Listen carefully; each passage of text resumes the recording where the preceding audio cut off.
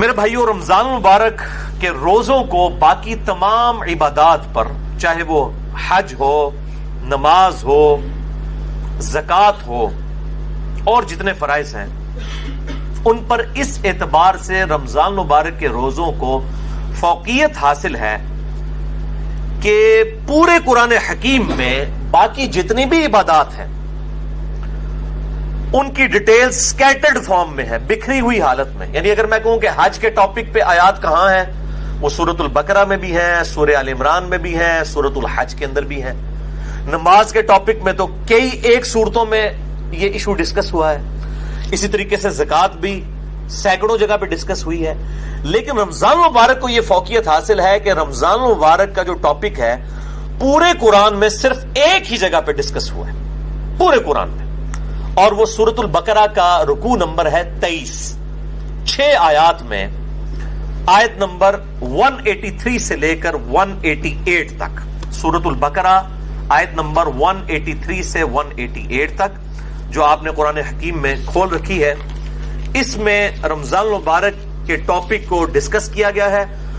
پورے قرآن کے اندر اس ایک مقام کے علاوہ نہ کہیں پہ کسی روزے کا ذکر ہے، نہ رمضان المبارک کے حوالے سے کوئی ڈیٹیلز آئی ہیں سوائے اس ایک موقع کے. یہ 6 آیات انشاءاللہ ہم آج کور کریں گے، اور اس میں 6 آیات کے اندر 5 سب ٹاپکس ڈسکس ہوئے ہیں چھوٹے چھوٹے. میں وہ ساتھ ساتھ کلیریفائی کرتا چلا جاؤں گا. اعوذ باللہ من الشیطان الرجیم، بسم اللہ الرحمن الرحیم. سورۃ البقرہ رکوع نمبر 23 آیت نمبر 183 سے لے کر 188 تک. پہلے 2 آیات ہم ڈسکس کریں گے، آیت نمبر 183 اور 184، جس میں ٹاپک نمبر 1 ہے رمضان مبارک کی اہمیت اور مقصد کیا ہے اور اس کی فرضیت. اعوذ باللہ من الشیطان الرجیم، بسم اللہ الرحمن الرحیم. یا ایھا الذین آمنوا کتب علیکم الصیام، اے ایمان والو تم پر روزے فرض کیے گئے ہیں. کما کتب علی الذین من قبلکم، جیسا کہ تم سے جو پہلی امتیں گزری تھی ان پر بھی روزے فرض کیے گئے تھے. یہ امت محمدیہ صلی اللہ علیہ وآلہ وسلم کا خاصہ نہیں ہے، بلکہ جس طریقے سے نماز بھی اگلی امتوں پر فرض تھی، اس کے طریقے میں فرق ہو سکتا ہے، اسی طریقے سے روزے بھی اگلی امتوں پر فرض کیے گئے تھے. اور مقصد کیا تھا؟ لعلکم تتقون، تاکہ تم متقی بن سکو.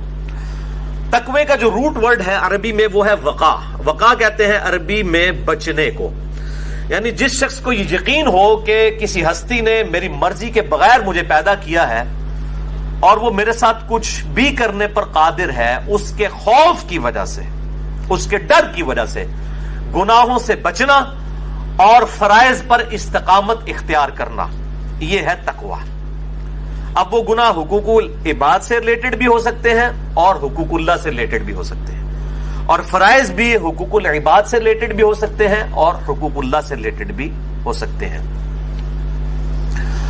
سورۃ الحجرات میں واضح طور پر آیا ان اکرمکم عند اللہ اتقاکم، بے شک تم میں اللہ تعالیٰ کے نزدیک سب سے عزت والا وہ ہے جو زیادہ متقی ہے. اور رمضان کا مقصد بھی تقوی ہے. اب مجھے ضمناً حدیث یاد آئی جو بخاری اور مسلم دونوں میں موجود ہے. کتاب النکاح چیپٹر میں یہ پہلی حدیث ہی آپ کو مل جائے گی، صحیح بخاری میں بھی، صحیح مسلم میں بھی اور مشکات میں بھی، نکاح والے چیپٹر میں، کہ آپ صلی اللہ علیہ وآلہ وسلم نے فرمایا اے نوجوانوں کے گروہ، تم میں سے جو نکاح کی استطاعت رکھتا ہو اسے چاہیے کہ وہ نکاح کرے. یہ چیز اس کے شرمگاہ کی حفاظت میں مدد کرے گی اور نگاہوں کو نیچا رکھنے میں اس کو سپورٹیو ہوگی. اور جو نکاح کی استطاعت نہ رکھتا ہو، یعنی فائنینشلی اس کو سپورٹ نہ کر سکتا ہو ازدواجی زندگی کو، تو وہ روزے رکھ کر اپنی شہوت کو ٹھنڈا کرے. یعنی روزہ جو ہے یہ تقوی کے حصول کا ایک ذریعہ ہے.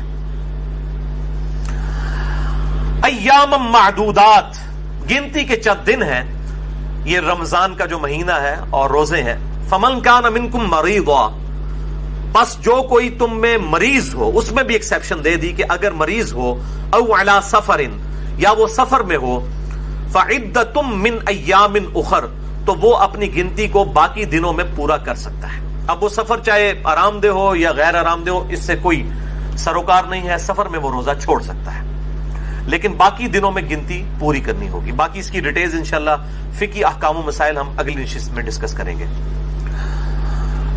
وَعَلَى الَّذِينَ يُطِيقُونَهُ فِدْيَةٌ طَعَامُ مِسْكِينٍ، اور وہ لوگ جو بڑی مشکل سے طاقت رکھتے ہیں روزہ رکھنے کی، یعنی بہت بوڑھے ہو چکے ہیں، بیمار ہیں، یا اسی طریقے سے کوئی حاملہ عورت ہے، کوئی دائمی مریض ہے شوگر وغیرہ کا، اس طرح کی جو صورتحال ہو، فدیۃ طعام مسکین، وہ فدیہ دے سکتا ہے مساکین کو.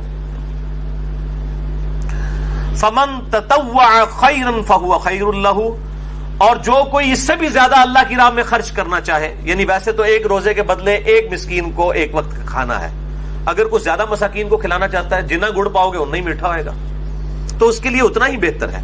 وَأَن تَصُومُوا خَيْرٌ لَكُمْ، اور اگر تم روزہ رکھو تو اسی میں تمہارے لیے بہتری ہے. یہ نہ ہو کہ تھوڑی سی بیماری اور بہانہ کر کے کہو جی میں تو فدیہ ہی دے دینا، روزہ رکھنے کی کیڑی لوڑ ہے. اِن كُنتُمْ تَعْلَمُونَ، اگر تم جانتے ہو تو روزہ رکھنے میں ہی بہتری ہے. یعنی انسان سب سے بڑا خود اپنے اوپر جو ہے وہ گواہ ہے اور مفتی ہے، وہ بہتر سمجھتا ہے کہ مجھے کس طریقے سے چیزوں کو لے کر چلنا ہے. جیسے دنیاوی منفعت کے لیے وہ انسان چھوٹی چھوٹی چیزوں کا خیال رکھتا ہے، تو آخرت کے اعتبار سے بھی وہ خیال رکھے. اچھا، یہ جو آیت ہے وَعَلَى الَّذِينَ يُطِيقُونَهُ فِدْيَةٌ طَعَامُ مِسْكِينٍ، اس حوالے سے صحیح بخاری میں ایک حدیث ہے انٹرنیشنل نمبر کے مطابق 4505، جس میں ابن عباس کا قول ہے کہ یہ آیت منسوخ نہیں ہے، کیونکہ بعض اصحاب کا موقف ہے. صحیح بخاری میں 4507 نمبر حدیث آتی ہے جس میں ابن عمر کا قول ہے کہ یہ آیت منسوخ ہے. یعنی ان کا موقف یہ ہے کہ یہ پہلے آپشن تھی کہ جو شخص مال دے سکتا ہے وہ مال دے لے، اور جو روزہ رکھ سکتا ہے وہ روزہ رکھ لے. یہ دونوں آپشن ہے، یعنی مریض والا چکر نہیں. جو مالدار ہے وہ صرف مال دے دے، چاہے وہ صحت مند بھی ہے تو روزہ رکھنے کی ضرورت نہیں ہے. یہ ابن عمر کا موقف ہے 4507. جبکہ ابن عباس کا موقف صحیح بخاری میں 4505 ہے، وہ یہ کہتے ہیں کہ یہ آیت منسوخ نہیں ہے، بلکہ اس سے مراد وہ بوڑھا اور بوڑھی ہیں یا بیمار شخص جس کو صحت یاب ہونے کی امید نہیں ہے اور بڑی مشکل سے وہ روزہ رکھنے پر قادر ہے، اس کے لیے روزہ نبھانا مشکل ہے. جیسا کہ بعض کا شوگر کی بیماری ایسی ہو سکتی ہے کہ انسان کے لیے مشکل ہو جائے آج کے دور کے اندر، یا بڑھاپا خود بہت بڑی بیماری ہے، کوئی 80-90 سال کا کوئی بزرگ ہے اور وہ روزہ نہیں رکھ سکتا، تو اس کے لیے یہ آپشن ہے کہ وہ اس کے بدلے فدیہ دے دے، ایک وقت کا مسکین کو کھانا کھلا دے. صحیح بخاری میں آتا ہے انس بن مالک جب بوڑھے ہو گئے تھے، ان کی عمر 100 سال کے قریب تھی، تو روزانہ وہ ایک مسکین کو کھانا کھلایا کرتے تھے گوشت کے ساتھ، دال نال نہیں، گوشت نال، اللہ کی راہ میں گوشت کے ساتھ کھانا. اور یہ بھی آتا ہے کہ وہ بسا اوقات 30 مساکین کو اکٹھا بٹھا کر کھانا کھلا دیا کرتے تھے 30 کے 30 روزوں کا. تو یہ دونوں طرح آپشن موجود ہے، جس طرح بھی کر لیا جائے. میں انشاءاللہ اگلی دفعہ اس پہ ڈیٹیل بات کروں گا.